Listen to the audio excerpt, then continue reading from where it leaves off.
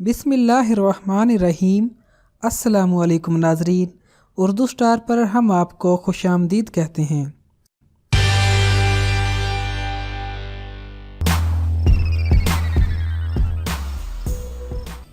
इंसान की तख्लीक बेशक खुदावंदे कदूस का एक बहुत अजीम कारनामा है। फिर इस तख्लीक को खालिक ने अशरफुल मखलूकात कहकर इसकी अजमत का मेयार भी मुकर्रर कर दिया। साथ ही जमीनों आसमान, सूरज, पानी, हवा बल्कि सारी कायनात की तख्लीक करके इंसानी जिंदगी के तसलसल का सामान ही पैदा कर दिया।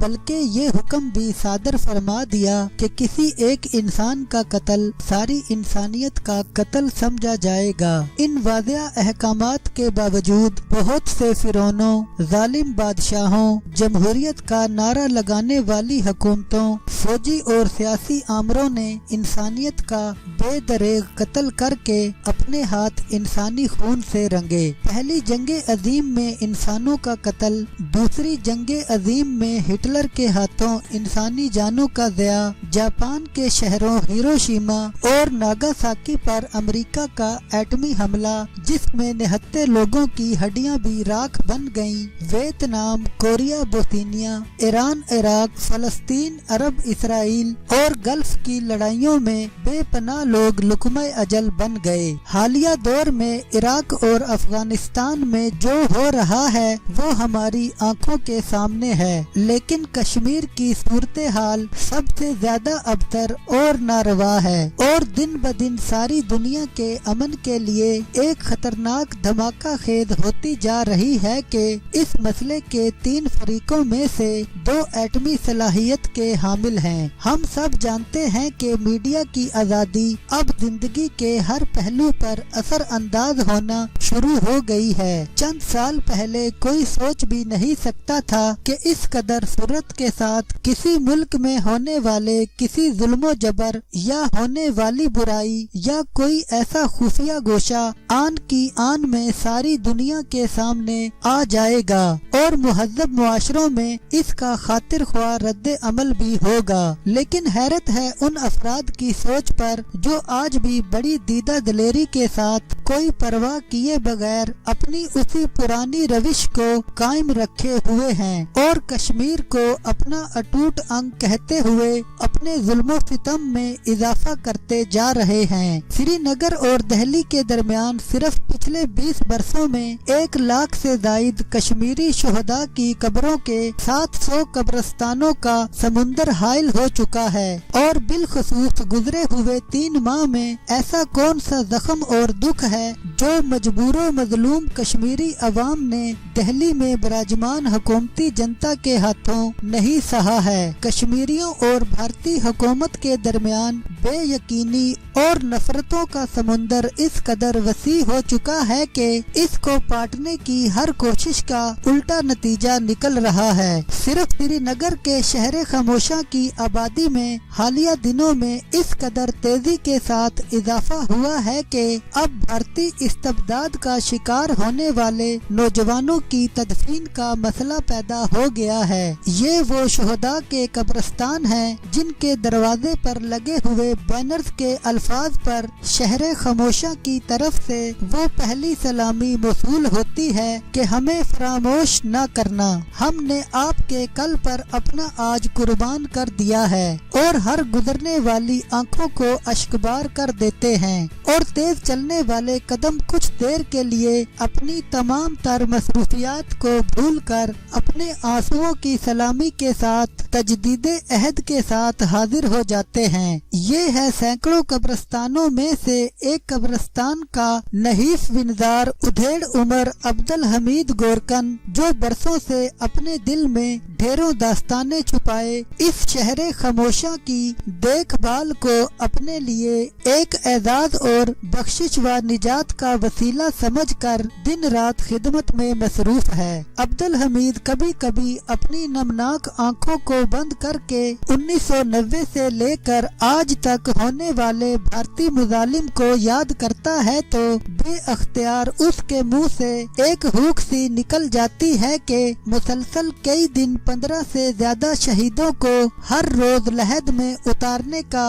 फरीजा सर अंजाम देता रहा है, और अब पिछले चंद माह से जिन मासूम बच्चों की तदफीन का सिलसिला चल निकला है, इसको देखकर उसके औसान खता हो गए हैं। अब तो इन शहरे खामोशा के निगरान जलसे जुलूसों और मुजाहिरों को देखकर अंदाजा लगा लेते हैं कि इसके शुहदा की कितनी तादाद घर वापस जाने की बजाय इस शहरे खामोशा का रुख करेंगे। पिछले दिनों जब पुलिस और फौज के खिलाफ पत्थर फेंकने वाले कम उम्र लड़के या मासूम तलबा मैदान में उतरे, तो दूसरी तरफ से भारतीय फौजियों ने अंधाधुंध पैलेट गन से भून देने का इंसानियत सूद सिलसिला शुरू कर दिया, तो गोरकनों ने शोहदा की लाशें आने से पहले ही 50 नई कब्रें तैयार कर ली, जो के बाद में कम पड़ गईं। अब्दुल हमीद कहता है कि पहाड़ों से उतरती मौत का अंदाजा हो जाता है। मुसल्ला दरिंदों के मुकाबले में संगबाज नौजवान अपनी जानें बेदरेग अंदाज में कुर्बान करने के लिए वाज़िह तौर पर नजर आ रहे थे, जबकि गोलियां चलाने वालों के अज़ाइम भी कभी ढके छुपे नहीं रहे। हमें अंदाजा हो गया था कि मौत भूख के हिसाब से आएगी, इसीलिए हमने पेशबंदी के तौर पर अपना काम जल्दी जल्दी मुकम्मल करना शुरू कर दिया था। थोड़ी देर के लिए अब्दुल हमीद खामोशी से आसमान को तकता रहा। वो कुछ कहना चाहता था, लेकिन शायद उसकी जुबान उसका साथ नहीं दे रही थी।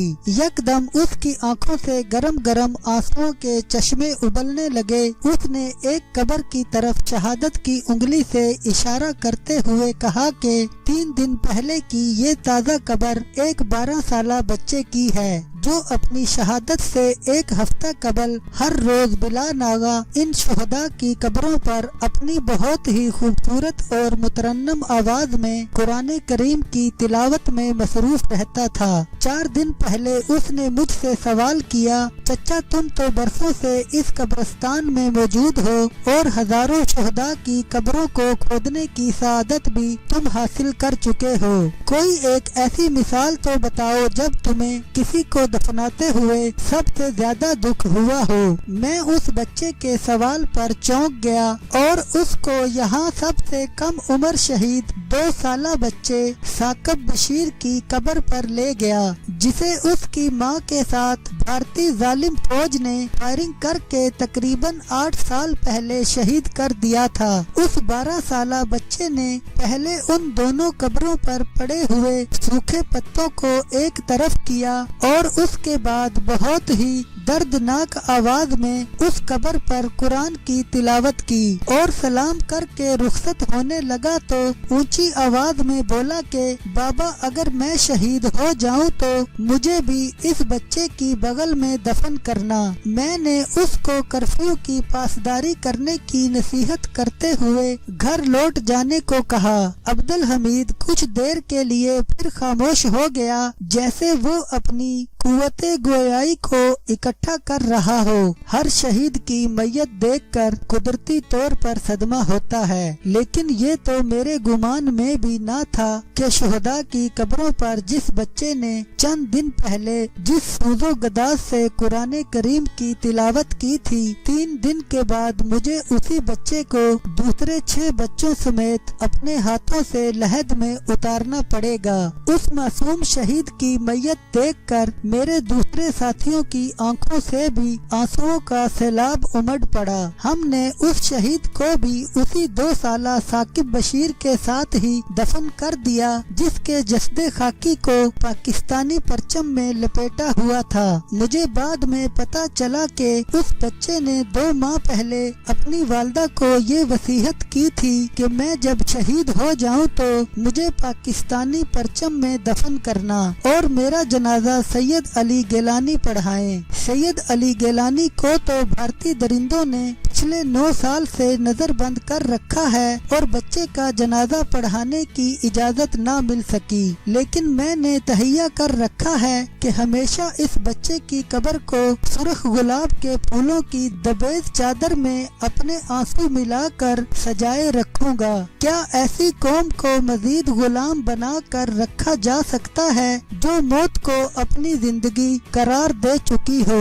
यकीनन हरगिज नहीं। बस्तियों को मेरी रोनता कौन है? इन दिनों इस जमीन पर खुदा कौन है? बेतवाजन सी है क्यों ये दुनिया बहुत, कौन महवर है अब दायरा कौन है? रोज मिलती है बस सानहों की खबर, कुछ खिले तो पसे सानिया कौन है? जबर की सल्तनत की हदें हैं कहाँ? इस हुकूमत का फरमा रवा कौन है? हमको लाजिम है अपने किए की सजा, पर ये अंजाम से मावरा कौन है? रोशनी बांटने के बहाने यहाँ आग दहलीज पर रख रहा कौन है? जैसे मेरा ये घर भी हो उसका ही घर, मेरे आंगन में यूं घूमता कौन है? मेरी मर्जी के ये फैसले तो नहीं, मेरे सब फैसले कर रहा कौन है? हम तो अपने ही मस्कन में हारे हुए, शौके तस्खीर में मुब्तला कौन है?